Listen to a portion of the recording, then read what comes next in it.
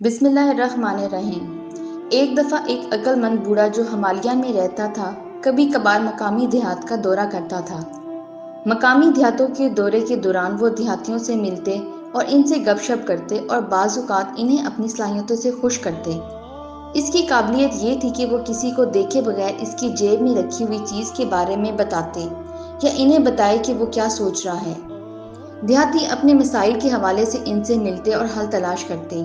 گاؤں میں ہر ایک سمجھدار بوڑھے آدمی کی صلاحیتوں کے بارے میں جانتا تھا اور اس پر اعتماد کرتا تھا۔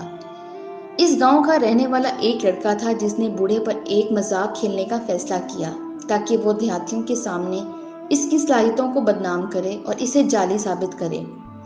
لڑکا جانتا تھا کہ بوڑھا جواب نہ دے سکے گا کہ وہ اپنے ہاتھ میں کس چیز کو تھامے ہوئے ہے، تو لڑکے کو بوڑھے آدمی کو دھوکہ دینے کا خیال آیا۔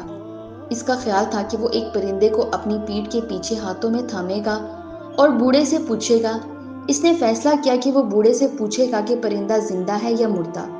اگر بوڑھا کہتا کہ پرندہ زندہ ہے تو نوجوان پرندے کی گردن کچل دے گا اور اسے مردہ پرندہ دکھائے گا اور یہ اسے غلط ثابت کرے گا۔ اس طرح وہ بوڑھے آدمی کو غلط اور دھوکے باز ثابت کر سکتا ہے۔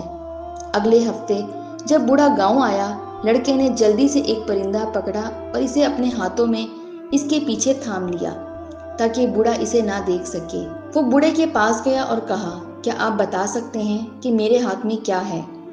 بوڑھے نے جواب دیا، تمہارے پاس پرندہ ہے۔ نوجوان نے پھر سوال کیا، یہ زندہ ہے یا مردہ؟ بوڑھے نے جواب دیا، جیسا کہ آپ اس کے لیے منتخب کرتے ہیں۔ بوڑھے آدمی کا جواب سننے کے بعد نوجوان نے محسوس کیا کہ یہ اس کی قابلیت نہیں بلکہ بوڑھے آدمی کی دانش مندی ہے، جس کی وجہ سے گاؤں کے ہر فرد نے اس پر اعتماد کیا۔ اس نے اپنی غلطی کی معافی مانگی اور چلا گیا۔